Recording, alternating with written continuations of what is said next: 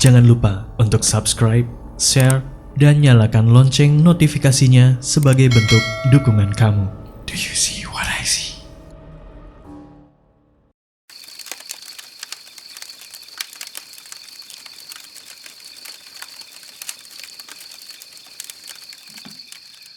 Selamat malam. Perkenalkan, nama saya Imam Aras. Di sini saya akan menceritakan pengalaman saya ketika pendakian di Gunung Arjuna, Pasuruan, Jawa Timur. Cerita ini terjadi pada tahun 2012 saat saya masih menjadi mahasiswa di salah satu perguruan tinggi di Kota Semarang. Pada saat itu saya masih aktif sebagai anggota pecinta alam dengan sebutan MPTS. Cerita ini dimulai ketika saya sedang liburan semester di Kota Bandung bersama teman-teman dosen wali saya. Menjelang berakhirnya waktu liburan di Kota Bandung, salah satu teman saya yang bernama Ilyas pada saat itu sedang berada di rumahnya di Kota Bekasi. Mengirimkan pesan melalui BBM dengan ajakan pendakian Gunung Arjuna yang berada di Pasuruan. Pada saat itu pun akhirnya saya menyetujui dan saya meminta izin kepada teman-teman dosen wali saya untuk pamit terlebih dahulu. Saya pun langsung memesan tiket untuk bertolak dari Bandung ke Bekasi dengan menggunakan bus Prima Jasa. Setelah sampai Kota Bekasi, saya dijemput dengan teman saya yang bernama Ilyas tersebut. Ternyata teman salah satu mapala saya juga sudah berada di Kota Bekasi untuk bergabung pendakian bersama kami. Teman saya yang bernama Helmi. Hari tersebut kami menyiapkan perbekalan untuk logistik dan menentukan jalur pendakian yang akan kami daki. Karena Gunung Arjuna memiliki 3 jalur pendakian. Yang pertama jalur Tretes, yang kedua jalur Purwosari, dan yang ketiga jalur Welirang.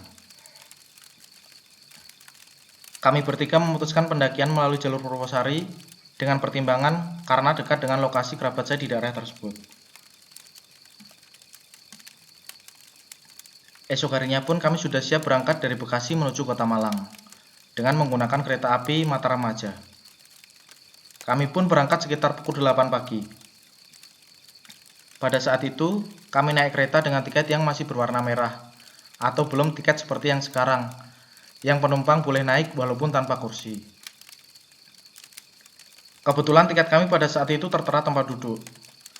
Akan tetapi saat naik kereta, ternyata tempat duduk kami sudah ada yang menempati. Dan kami pun mengikhlaskan tempat duduk kami sampai dengan kurang lebih 3 jam kami berdiri sebelum akhirnya kami mendapatkan tempat duduk kembali.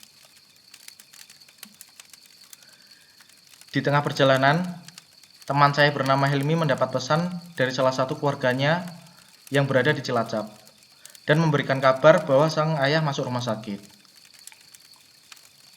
Dengan berat hati, Helmi pun mengurungkan niat untuk melanjutkan perjalanan dan meminta izin untuk turun di stasiun Tawang di Kota Semarang. Akhirnya kami pun berdua melanjutkan perjalanan menuju Kota Malang. Sesampainya Kota Malang, kami dijemput salah satu saudara kami dan kemudian kami minta izin untuk meminjam motor untuk melanjutkan perjalanan menuju Purwosari, Pasuruan. Dan kami sampai di Kota Pasuruan kurang lebih sekitar pukul 9 malam. Pada saat itu, kami memutuskan untuk bermalam di Pasuruan dan akan melakukan pendakian pada esok harinya. Waktu yang kami tunggu pun akhirnya tiba.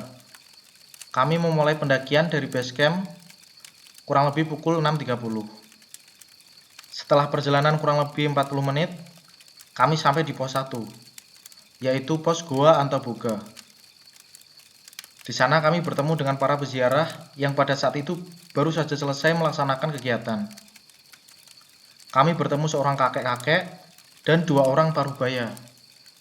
Kami pun bertegur sapa.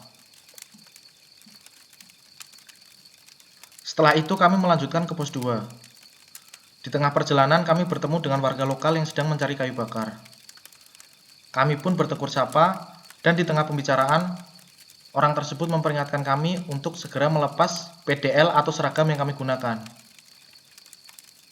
Karena PDL atau seragam yang kami gunakan berwarna orange. Diceritakan di Gunung Arjuna, pantangan memakai pakaian berwarna orange. Seketika kami pun melepas PDL kami dan melanjutkan perjalanan. Yang kami merasa agak aneh di sini, Setelah beberapa menit berjalan, kami menengok ke belakang sudah tidak nampak lagi orang tersebut. Padahal mungkin baru sekitar 2-3 menitan lah dari lokasi tersebut. Kami pun menghiraukan karena pada saat itu kurang lebih masih sekitar pukul 8 pagi. Jadi tidak ada rasa takut atau semacamnya. Menjelang beberapa saat sebelum sampai pos 2, kami bertemu dengan anjing liar. Dan kami berusaha mendekat untuk mencoba memberikan makanan dengan sepotong roti yang kami bawa. Akhirnya setelah berjalan kurang lebih 90 menit, kami pun sampai di pos 2, yaitu pos Tampuono. Di sana ada beberapa pondok kecil dan kembali lagi kami bertemu dengan peziarah yang kurang lebih jumlahnya sekitar 5 orang. Di sana kami beristirahat dan mencoba berbincang pada para peziarah.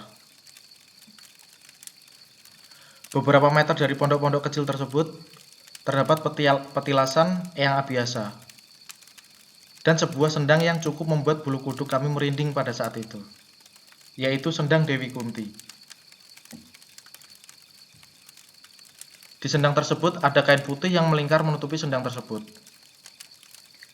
Di sana kami coba membasuh muka dan merasakan betapa segarnya air gunung tersebut. Setelah beberapa saat membasuh muka, kami pun kembali ke pondok yang terdapat beberapa penjara tersebut. Kembali keanehan yang kami rasakan. Seorang pemimpin peziarah tersebut menanyakan sesuatu kepada kami. "Nopo jenengan lewat mriki?" Yang dalam bahasa Indonesia artinya, "Kenapa kalian lewat jalur sini?" Belum sampai kami menjawab pertanyaan tersebut, orang itu kembali menanyakan sesuatu atau menyampaikan sesuatu. "Ning jalur kene memang abot medane, tapi luwih abot goibe." Yang artinya, di jalur sini memang medannya berat, tapi lebih berat goibnya. Di situ saya sempat berpikiran macam-macam, karena beberapa orang dari mereka coba mempercandai kami dengan bilang, "Arek iku mau bengi takon lungguh ning kono, tapi gak kuat wonge karena digodhong." Yang artinya, anak itu tadi malam saya suruh duduk di tempat situ, tapi gak kuat karena digoda. Dari situ kami sedikit menghiraukan ucapannya dan kemudian mengizin pamit untuk melanjutkan perjalanan. Kurang lebih 15-20 menit kami sampai di pos 3, yaitu pos Eyang Sakri. Di sana terdapat sebuah bangunan kecil yang berwarna hijau dari kayu, namun terkunci rapat. Info yang saya dapat di sana terdapat makam. Kemudian kami pun kembali melanjutkan perjalanan kurang lebih sekitar 2 jam berjalan, dan akhirnya kami sampai di pos 4, yaitu pos petilasan Eyang Semar. Dari blog yang kami baca sebelumnya, untuk pendaki selain peziarah dilarang untuk membuat camp atau beristirahat di pos 4. Karena pos tersebut salah satu area yang paling angker di Gunung Arjuna. Untung saja pada saat itu kami baru sampai menjelang zuhur pada saat itu. Jadi masih terang. Di sana terdapat salah satu pondok kecil yang cukup rapuh, tetapi tanpa pintu. Dan kami pun bertemu dengan 3 peziarah. Satu orang berambut gondrong, kurang lebih umurnya sekitar 25-an, dan 2 orang anak remaja mungkin sekitar 17 tahunan. Di sana kembali saya mendapat jawaban yang cukup aneh ketika saya coba bertanya kepada orang tersebut. "Mas, mboten naik?" Yang artinya, "Mas, kok nggak naik?" Maksud saya, naik ke pos 5. Dan salah seorang dari mereka menjawab, "Tadi sudah naik, tapi di tengah perjalanan nggak ada matahari, jadi kami turun lagi." Di sana saya dan teman saya yang bernama Ilyas mencoba berpikir apa yang dimaksud orang tersebut, tanpa menanyakan maksud artinya. Kemudian setelah putus pembicaraan tersebut, kami tanpa bicara kembali melanjutkan perjalanan di pos 5, yaitu pos Makutromo. Dalam perjalanan tersebut cukup menguras fisik, karena medan yang kami lalui yaitu cukup curam. Setelah perjalanan kurang lebih 50 menit sampai 1 jam untuk mencapai pos 5, di akhir anak tangga kami pun melihat beberapa tumpuk batu yang disusun rapi dan terdapat kain dengan ciri khas berwarna putih dan hitam. Di sana kembali kami bertemu dengan peziarah. tetapi jumlahnya cukup banyak, kurang lebih 12 orang. Kami ditawari makanan dan minuman sembari istirahat. Di tempat tersebut kami mencoba berdiskusi dan disarankan untuk mengisi penuh botol-botol atau tempat minum yang kami bawa, karena di pos tersebut merupakan pos yang terdapat sumber air terakhir. Beberapa setelah kami mengisi air, kami tidak lupa berterima kasih dan melanjutkan untuk perjalanan kami. Di sana kami diberikan wejangan untuk lebih berhati-hati. Kami kemudian kembali berjalan melanjutkan perjalanan menuju pos 6, yaitu Candi Sepilar. Menuju tempat tersebut, menurut saya tempat yang paling tidak dapat yang saya lupakan. Karena kami pun harus melewati beberapa anak tangga yang kanan kirinya terdapat batu pahatan atau patung-patung yang sudah berusia ratusan tahun. Setelah sampai pos tersebut, tanpa istirahat kami melanjutkan perjalanan menuju pos terakhir, yaitu pos Jawa Dipa. Di sana kami mencoba beristirahat dan meregangkan kaki kami. Saat di pos Jawa Dipa, sekitar pukul 3 sore, saya dan teman saya yang bernama Ilyas tersebut sempat berdebat. Karena saya menginginkan maksimal pukul 5 sore harus sudah mendirikan camp, dengan alasan kami berdua belum sholat asar. Tetapi Ilyas menginginkan harus tembus jalur Pelawangan terlebih dahulu sebelum istirahat. Pada pukul kurang lebih 4 lebih 40 menit, akhirnya hujan pun turun disertai angin. Akhirnya kami memutuskan untuk membangun camp dan dilanjutkan sholat asar. Waktu berjalan menjelang malam sekitar pukul 8 malam, kami melanjutkan kegiatan dengan memasak untuk kami makan sebelum melanjutkan perjalanan. Sekitar pukul 8.30, kami memutuskan istirahat dan sepakat melanjutkan perjalanan dini hari. Sekitar pukul 11 malam, saya terbangun karena keinginan untuk buang air kecil. Saya keluar tenda. Di saat saya buang air kecil, saya melihat ada sesuatu yang terbang menuju saya. Saya melihat seperti kain putih namun tanpa kepala dan badan. Di situ saya langsung segera lari menuju tenda. Di tengah ketakutan, saya tidak dapat melanjutkan tidur kembali dan hanya berpikir, yang tadi saya lihat itu apa? Waktu menunjukkan pukul 1 malam atau waktu pukul 1 dini hari.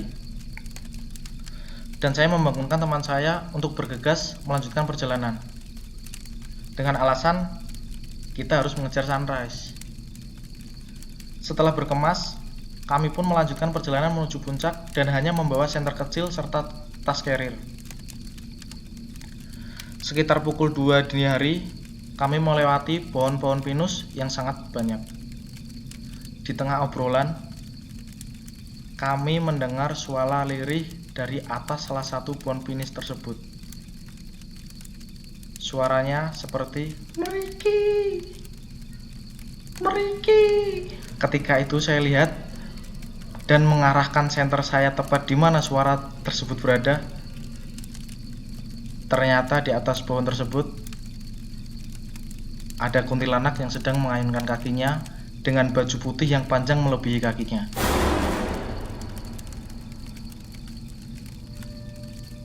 Di sana pun saya pun mulai panik. Segera bergegas dengan langkah yang lebih cepat. Saya rasa sepertinya teman saya itu juga melihat apa yang saya lihat. Setelah jauh meninggalkan lokasi tersebut, kami pun sampai pada jalur Pelawangan sekitar pukul 5 subuh. Di sana kami pun sholat dan kemudian melanjutkan perjalanan ke puncak.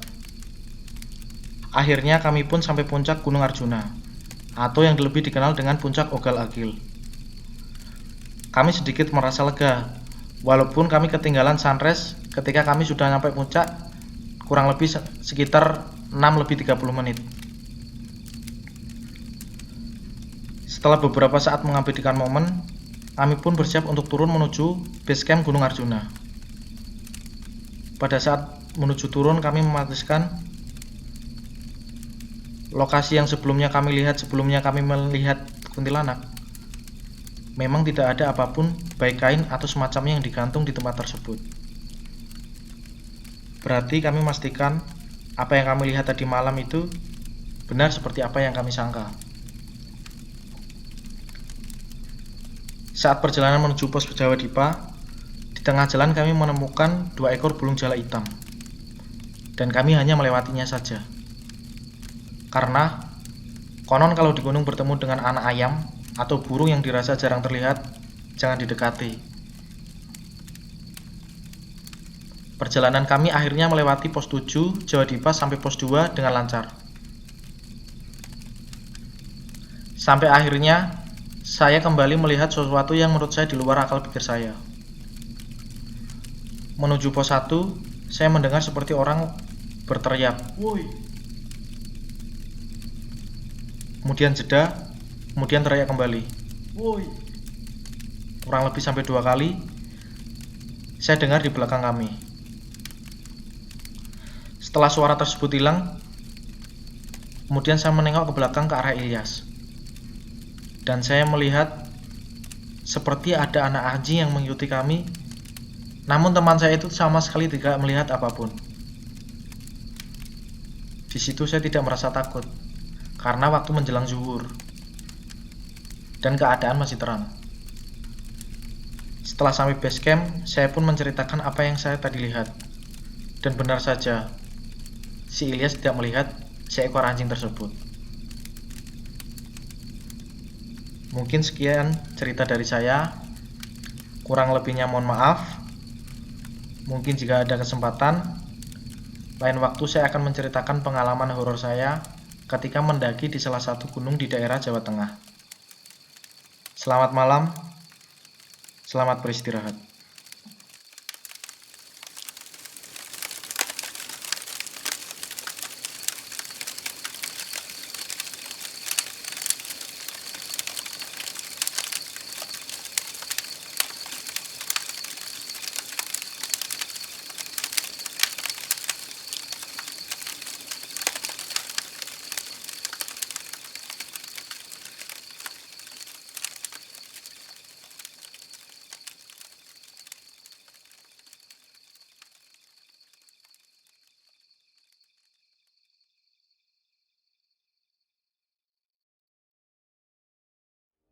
Kamu juga punya pengalaman horor? Kirim cerita kamu ke alamat berikut.